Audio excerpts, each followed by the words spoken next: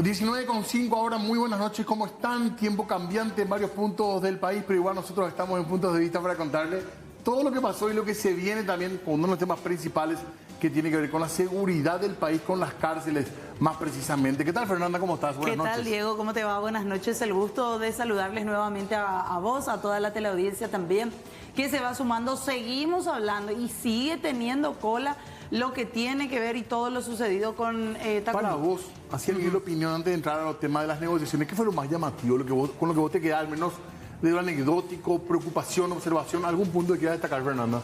La entrevista de ayer de Barcini.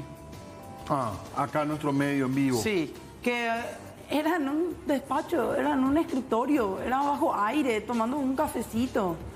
No, era el momento. Como alejado totalmente alejado de la realidad, de esta realidad que se veía ayer. A mí me quedó algo. Totalmente contigo. ¿Por qué no hubo una fuga? Por lo visto que ellos manejan los candados de la cárcel.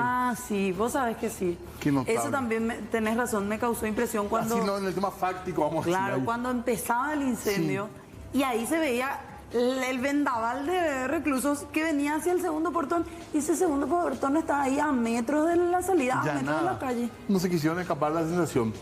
Y esto dejó un montón de cuestiones. Después hay un discurso que no se puede sostener porque se dice, nosotros no vamos a negociar con criminales, pero es mentira, porque se negocia. Claro. Y abiertamente se negocia. Claro. Entonces lo que hay que asumir a lo mejor es que se va a optar por el diálogo, porque creo que nadie tampoco quiere una represión sanguinaria, sería una locura, ¿verdad? No.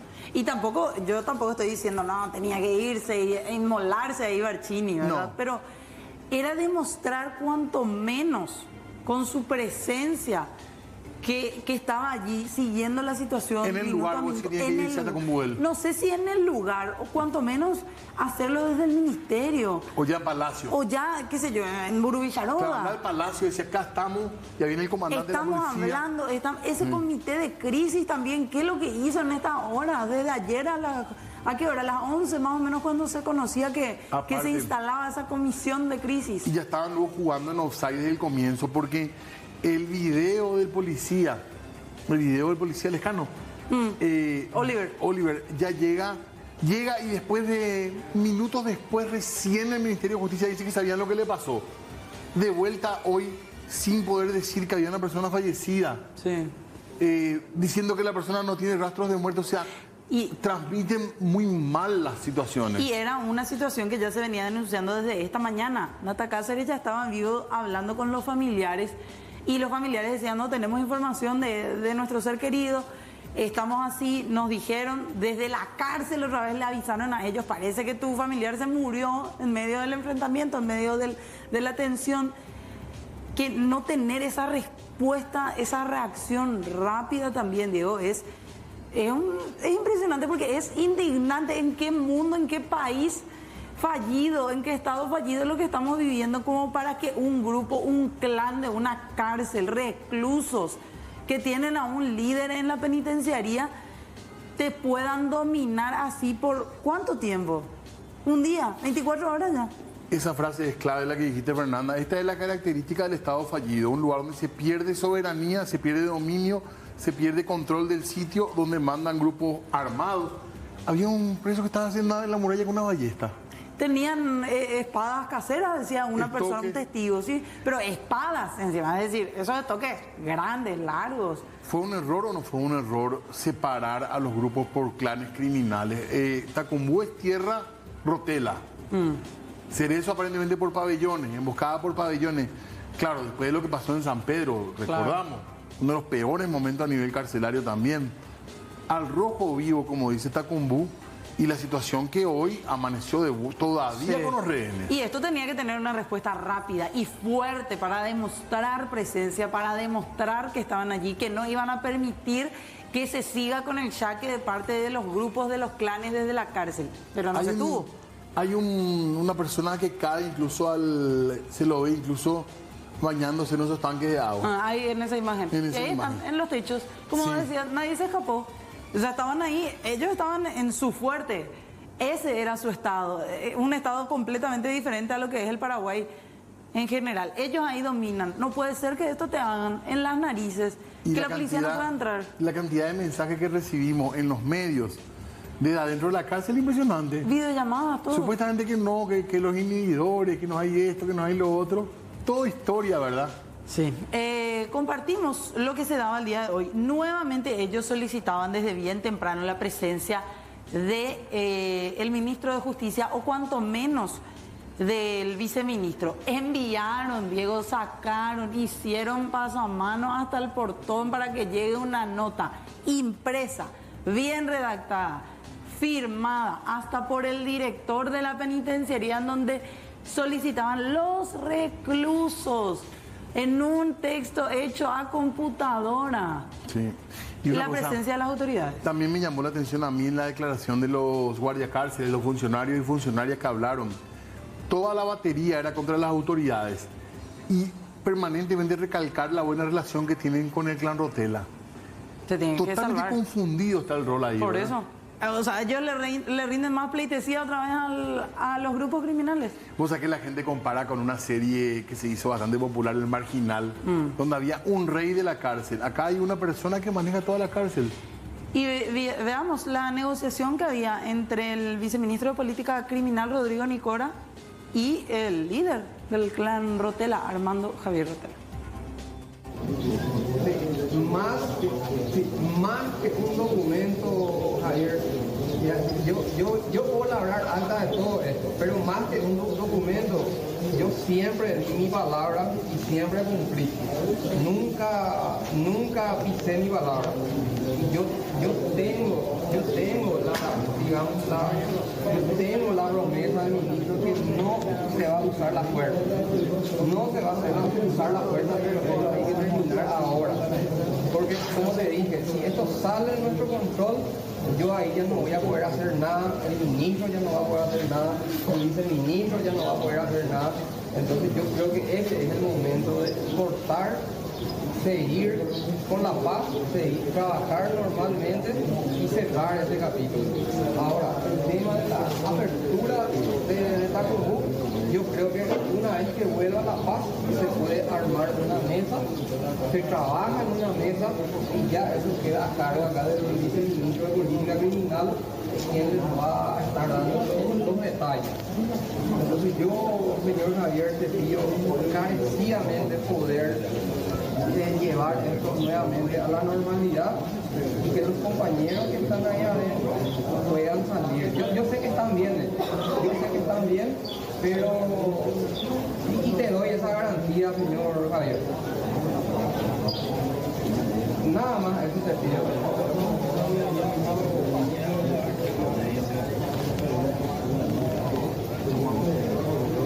No hay problema, Javier. Javier, acá estamos con Rafael, esperamos tu respuesta, acá con una buena predisposición con Javier. Vos sabés que todos nosotros nos comprometimos, siempre cumplimos. Así que esperamos tu retorno.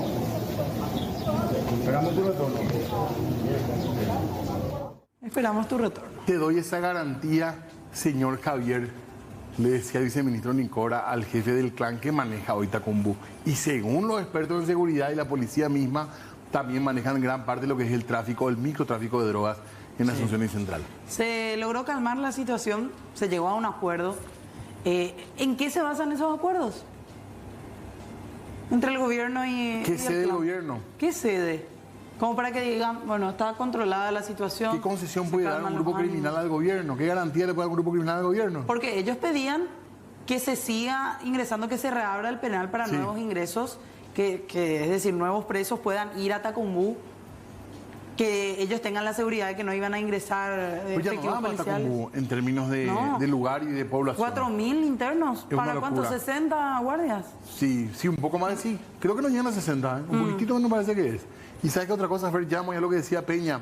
Muchos de los trabajadores del Ministerio de Justicia tienen contratos, o sea, están en absoluta precariedad. ¿Cómo es posible que el Estado, en un Ganando trabajo poco. tan delicado, vos te imaginas si, no sé, un pariente tuyo, tu hermano es guardia cárcel, Sí. se va a ir todos los días ahí, no tiene ninguna garantía y para peor cada año está con el Jesús en la boca a ver si le renueva o no el contrato. Cero garantía. Hay muchísimos casos de corrupción por esa mismo, ¿verdad? Eso es lo que dicen.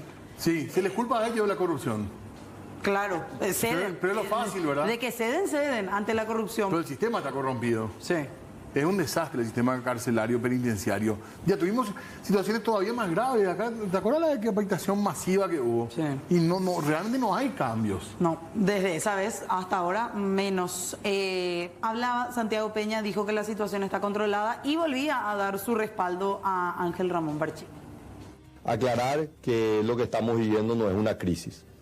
Lo que estamos viviendo es nuevamente un enfrentamiento con la delincuencia, como el Estado está enfrentando mañana, tarde y noche.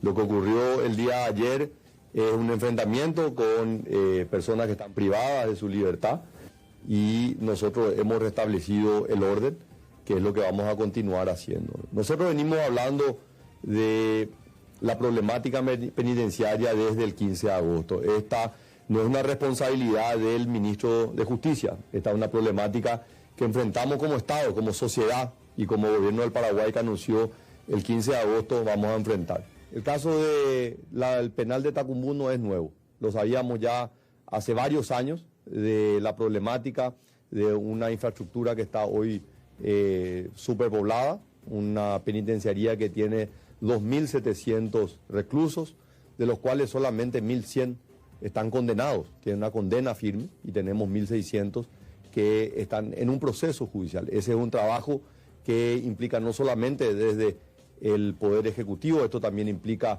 un trabajo con otros poderes del Estado. El tema carcelario y penitenciario es parte de una problemática nacional que ya no es solamente competencia del Ministerio de Justicia. Quiero dejar muy en claro esto. Esta no es la responsabilidad del Ministerio de Justicia. Y yo en este momento quiero darle todo mi apoyo y todo mi respaldo al ministro, al viceministro y a todo el equipo que está trabajando en esta materia y decirle que esto es una materia del gobierno del Paraguay, que no están solos y que hay un equipo que está trabajando en esto, donde el ministro del Interior, el ministro de Defensa cumplen un rol activo, directo, y agradecer también al rol que están ejerciendo las fuerzas militares. No estamos para negociar con personas que están privadas de su libertad. Nosotros estamos para darle soluciones a los paraguayos.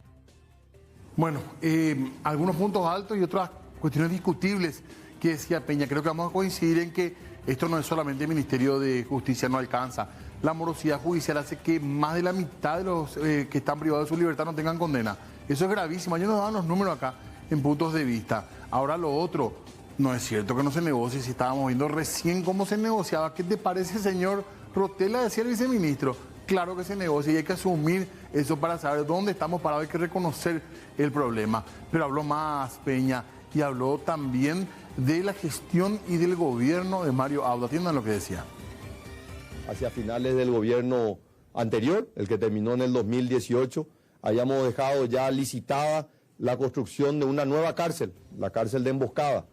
Una de las primeras medidas que tomó el gobierno que nos sucedió fue cancelar esa licitación. Lastimosamente, a lo largo de los últimos 5 años, solamente faltó asfaltar el río Paraguay, pero se olvidaron de terminar las cárceles, que es una problemática enorme. Por eso le hemos pedido al Ministerio de Obras Públicas y Comunicaciones que acelere no solamente la terminación de las obras civiles que se están llevando adelante, sino el equipamiento y principalmente la capacitación, porque es otra de las problemáticas que estamos enfrentando. Bueno, parte de lo que decía entonces Peña, también refiriéndose a lo que decía él, eran obras que estaban listas para arrancar y que iban a modificar el sistema carcelario, que en realidad tiene otro problema, no solamente el tema de infraestructura. Pero habló más Peña y se refirió con una frase de una conocida canción: no estaba muerto, andaba de parranda. Bueno, yo creo que todos nos hemos enterado a través de la prensa que este oficial que estaba con un paradero desconocido, y había obviamente un rumor de que había sido secuestrado dentro de la cárcel y que su vida había sido puesto en riesgo. Finalmente el video salió horas después diciendo no estaba muerto, andaba de parranda, ¿verdad? Así que Creo que en eso no hay más que pueda agregar, Aníbal, a lo que ya todos conocemos. Bueno, ahí estamos con lo que decía entonces Santiago Peña. También ya generó crítica que se tome con cierta sorna una cuestión tan grave como lo que está pasando. Recordemos que este hombre está siendo investigado por haber asesinado, según la Fiscalía, a un militar. Ya vamos a hablar de esto, pero vamos a sacar un poco también de la cuestión puntual, lo que tiene que ver con la cárcel en sí, el problema en sí, que es un poco la explosión de un montón de problemas. Y a la vuelta a la pausa vamos a hablar con gente experta en el tema de seguridad para escuchar un poquitito. Hay salida, hay camino para mejorar la seguridad en general y el sistema carcelario en particular. Breve corte y ya volvemos.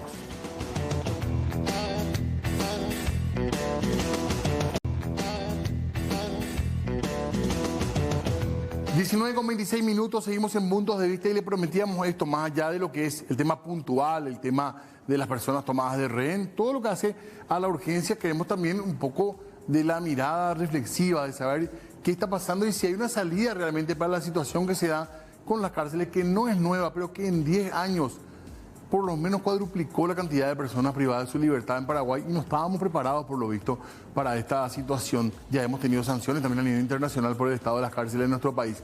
Pero vamos a hablar con gente que conoce el tema de las ciencias jurídicas, de las ciencias sociales. Está con nosotros ya Roque Orrego para darnos algunas miradas sobre esto que estamos planteando. ¿Qué tal, doctor? ¿Cómo está? Muy buenas noches.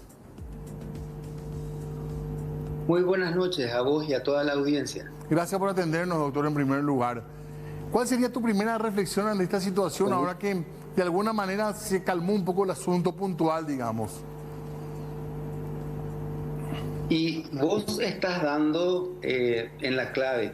Hay una superpoblación penitenciaria que fue denunciada por el Mecanismo Nacional de Prevención de la Tortura, antes por la Coordinadora de Derechos Humanos del Paraguay, y hay una situación de vida indigna en los penales que propicia el surgimiento de estos grupos de delincuencia organizada. Esa es la raíz del problema. El PCC, el Clan Rotela y otros que llegan inclusive a saciar necesidades básicas fundamentales insatisfechas de los reclusos y se van constituyendo en un poder fáctico que gobierna la vida penitenciaria.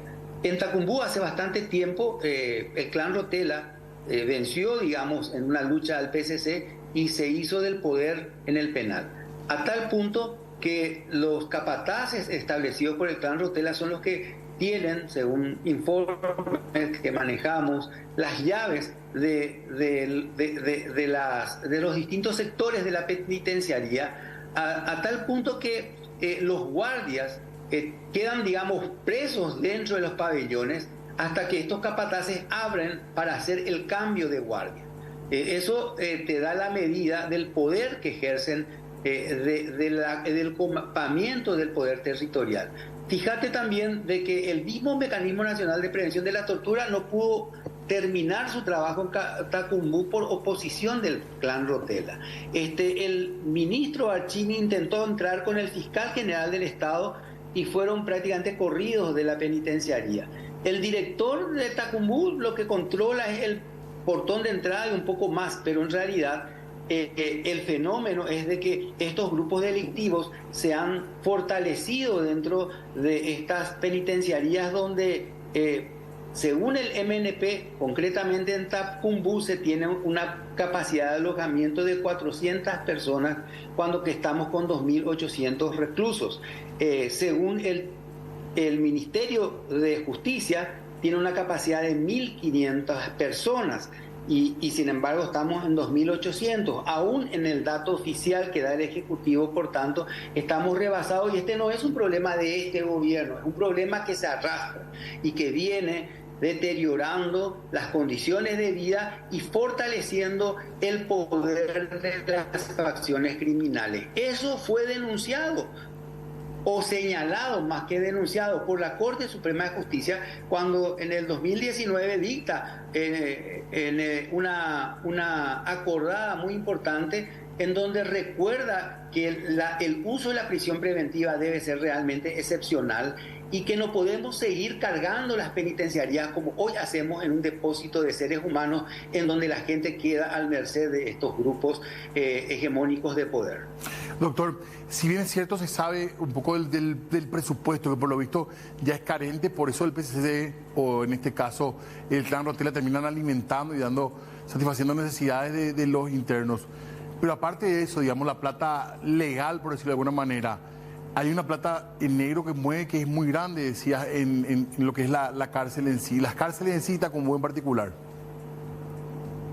Sí, cuando nosotros decimos que no funciona el sistema penitenciario, evidentemente tenemos una visión jurídica desde la ley en donde pensamos en la penitenciaría no en lo que es, sino en lo deóntico, en lo que debería ser. Y lo que debería hacer es muy distinto a la función que cumple. ¿Cuál es la función que históricamente cumplieron las penitenciarías? Primero, satisfacer el clientelismo político de los gobernantes de turno, creando fuentes de trabajo para cierto tipo de gente que participa en la vida partidaria de tal o cual partido que es el que le toca gobernar. También producir un dinero que surge de la penitenciaría a través de negocios ilícitos que se dan en el seno de la penitenciaría o que se articulan con el exterior. Solamente en venta de cocaína, según un cálculo hecho por el criminólogo, el doctor Juan Martens, al mes se está produciendo en Tacumbú la suma de 1.000 millones de guaraníes. ¿Te imaginas vos? Solamente con la cocaína. Y a eso le podés sumar todo lo demás. Entonces, realmente es un negocio muy grande, produce mucho dinero y funciona muy bien. Ahora, en este escenario, algo pasó dentro. Doctor, perdón, ese número decías, ¿cuánto de cocaína en cuánto tiempo? Si puedes reiterar, por favor. En un mes. 1.000 millones. Estamos hablando de la cocaína vendida al interior del penal de Tacumbú, no la cocaína, el crack, etcétera, manejado en este caso por el Clan Rotella en Tacumbú, desde Tacumbú en los distintos barrios periféricos de Asunción y en otros sectores de la sociedad, no solamente en Asunción, ¿verdad? Enorme negocio. Ahora, doctor, la pregunta es ¿qué hacer? ¿Cómo salimos de esta situación? Porque la cárcel ahí no reeduca, no protege a la sociedad, no cumplen las dos funciones básicas que tiene según la Constitución la cárcel, ahí no se cumplen. Lo primero es que como sociedad tomemos conciencia de esto y abandonemos la posición punitivista que tenemos de pretender encerrar ante cualquier tipo de hecho punible como primera respuesta. Si nosotros no somos conscientes de esto, no apoyaríamos al Ministerio Público y al Poder Judicial cuando tienda a no encerrar a gente, sino más bien a recurrir a medidas alternativas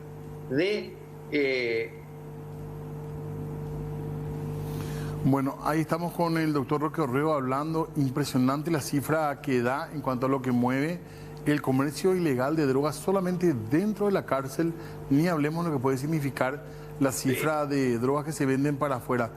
Doctor, para cerrar simplemente tu idea, por favor.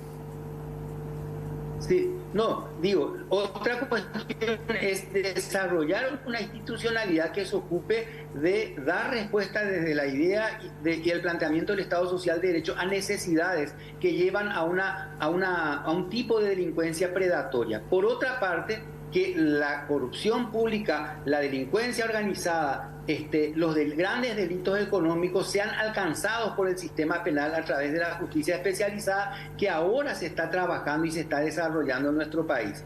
Todo esto va a incidir con el menor uso de la prisión preventiva en que exista posibilidad de mejorar una condición que de lo contrario es imposible abordar con éxito.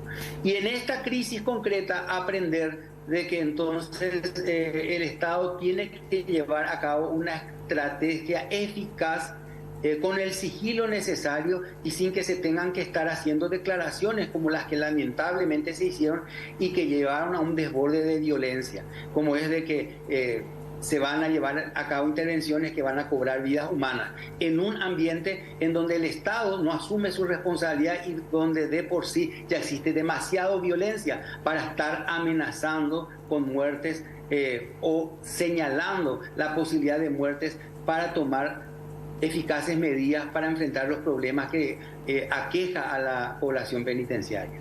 Gracias, doctor, por el tiempo. Nuestro compromiso es seguir hablando de esto y no solamente quedarnos ahora que la cuestión explotó de esta manera. Muy amable.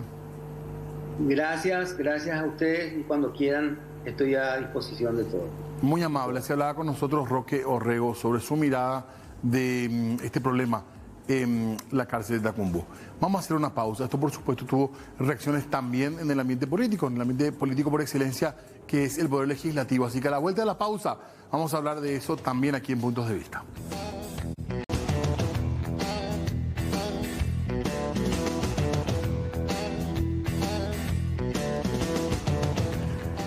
...43 de las 19, seguimos nosotros ya hablando un poquitito también de las reacciones políticas que hubo hoy, Fernanda. Sí, porque hubo bastante senadores que apoyaron, diputados también, que apoyaron la gestión de Ángel Barcini y otros que directamente dijeron no, se tiene que ir del cargo. Y está dividido por movimiento, digamos, o sea, todo el oficialismo, o hay gente del oficialismo que también querría interpelar a Barcini. Sí, vos sabés que Esa hay gente que sí. Sí. Porque hay algunos senadores, y contando y entrando ya de lleno en eso, hoy presentaron un pedido de interpelación para el titular del Ministerio de Justicia, para Ángel Barcini. Se le dio entrada a ese documento. No sé si tenemos la imagen, pero... Porque hasta ahora, sí. Perdón, pero ellos actuaron bastante en bloque, ¿verdad? Sí. Propuestas del Ejecutivo, cuestiones vinculadas al Ejecutivo, todo el bloque mayoritario, ANR, HC, apoyando, pero sí. Acá hubo, no digo fisura, pero sí hubo voces encontradas. Incluso algunas personas que siempre están votando cercanos al oficialismo, sí. Fueron los que hoy presentaron este pedido de interpelación, y era el propio exministro y hoy día senador Gustavo Leite, que decía sí, tiene que venir a darnos explicaciones acerca de lo ocurrido el ministro de Justicia, siendo él parte del oficialismo colorado. Ayer hubo rumores, bueno, hasta el punto que Peña, en un par de ocasiones, creo que en frases sueltas, dijo que continuaba en el cargo Barcini, el ministro Barcini, pero hubo rumores de ayer, sobre todo, que en algún momento podría haber sido sustituido, pero esto no fueron más que rumores. Es así. Lo cierto y concreto es que hoy presentaron un pedido de interpelación firmado por varios senadores. El proponente, el impulsor de esta iniciativa fue el senador Colín Soroka. Él recorría con una carpeta color negro en su mano e iba haciéndole firmar a cada uno de sus colegas. Sí, pero votando siempre de cerca al cartismo. Por eso que un poco sorprendió también. Él fue el que presentó el pedido y ya le dieron entrada hoy en la sesión del Senado a este documento. Tiene más de 24 preguntas ya añadidas y una exposición de motivos en donde critican con bastante dureza a la gestión y el manejo de la crisis penitenciaria de Ángel Barcini. Incluso dicen un escándalo bananero a nivel nacional e internacional, dice. Por las declaraciones que dio Barcini. Y por todo lo sucedido en Tacumbú. Lo que pasó. Claro, porque mucha gente pone el origen del problema a la frase que había dicho Barcini, que iba a costar vidas, sí. poner en orden las cárceles, y que eso habría motivado la reacción en base a la preocupación de este clan de Rotela. Pero también se critica entonces cómo se manejó en general la crisis. Sí, para algunos la interpelación va a ser un aspecto insuficiente en medio de toda esta situación. No creen que con esto se pueda llegar a solucionar, a responder las críticas que se le hacen a Barcini y mucho menos a que él salga del cargo. Escuchamos lo que decía Celeste Amarilla. Este gobierno va a seguir así, inepto, y va a seguir encubriendo a sus funcionarios. Barcini evidentemente se le fue de las manos el tema muy rápido. Es muy probable que lo estén buscando para matar. Pero pasaron más de 17 horas. Pero claro, él no tomó una sola medida inteligente. No puede seguir si no pudo un mes. Si no pudo un mes, si tuvo la imprudencia de contar su plan, porque comenzó por ahí. O sea, ¿usted cree que él causó el problema y encima no es capaz de solucionarlo? Él causó el problema y no tiene la capacidad de solucionar. Tienen que buscar una persona con más experiencia, una persona apta para el cargo. La solución es aislarles en celdas individuales de 1 por 2, que estén encerrados con cemento, con rejas y que salgan 1 hora, 2 horas por día. Bueno, Declaraciones en Celeste Amarilla que tampoco tuvo una jornada fácil, me parece. Esto parece un club social, no parece una penitenciaría, decía. Bueno. Por el Tacumbú. Hubo más declaraciones al respecto. Sí, Yolanda Paredes iba más allá y ella decía, sabemos que no tenemos los números, pero estos son motivos suficientes para un juicio político. Es que no es ni un secreto que en el penal de Tacumbú manejan, dominan y mandan los carceleros. Eso no es ni un secreto. Santiago Peña sabía. ¿Y cuál es el plan que iba a instalar Santiago Peña con relación a eso? ¿Y tiene que seguir en el cargo? Claro que no, es inepto.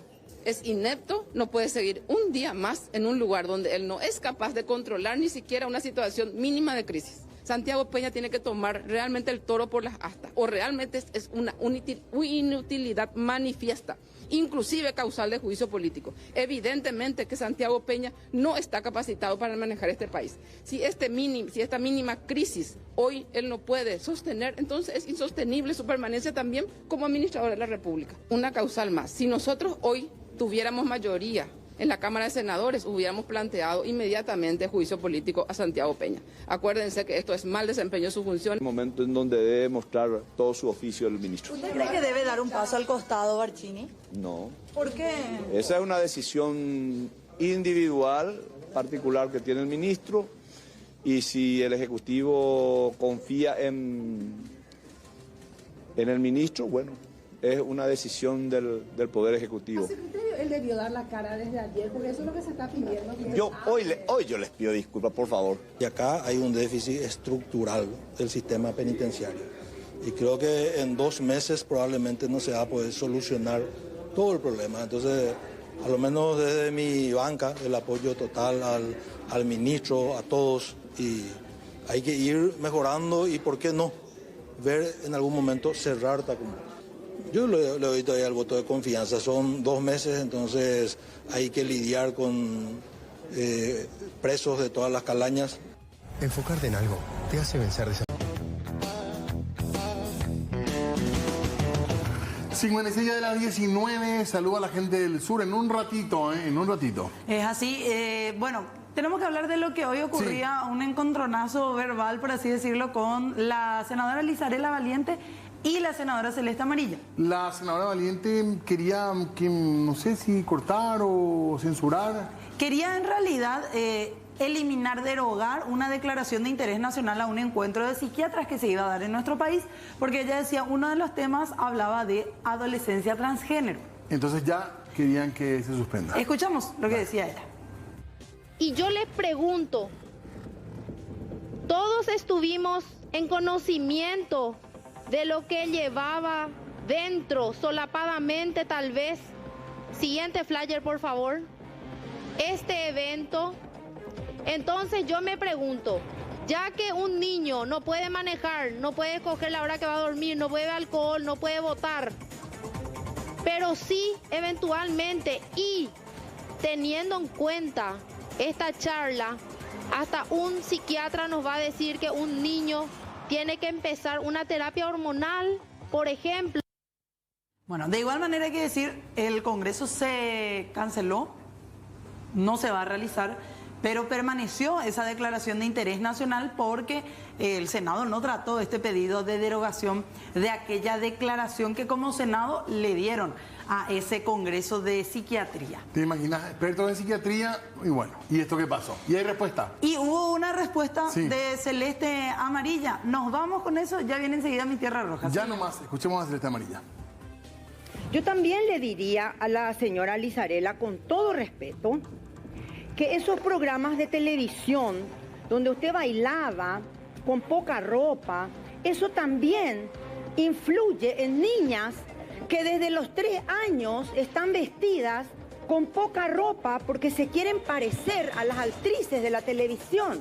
Niñas de 8, 10 años que hacen el baile del caño. Después puede responderme, yo no estoy diciendo nada malo, absolutamente nada malo, ni le estoy ofendiendo. Pero usted bailaba en ciertos programas de televisión con poca ropa. Eso ven las niñas y quieren emular. Hoy veo chiquilinas con la cola al aire porque quieren parecerse a usted, señora, cuando usted bailaba en el caño. Aprenda a respetar la libertad Pero ¿qué es eso que dijo recién? Se tiene que analizar el contenido de lo que va a hablar un médico psiquiatra. Pues ¿usted quién es para analizar nada? Ni nosotros.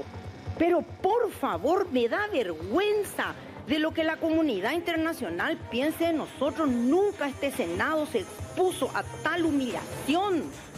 Un congreso de psiquiatras y nosotros vamos a decidir el contenido. Esto es censura. Pero ni Stroessner se animó a tanto. ¿Qué le vamos a pedir? La charla de los 70 y acá la señora Lizarela va a analizar qué parte puede decir y qué parte no puede decir de su exposición. Pero ubíquese, señora. Ubíquese. Usted ha dado peores ejemplos que estos psiquiatras.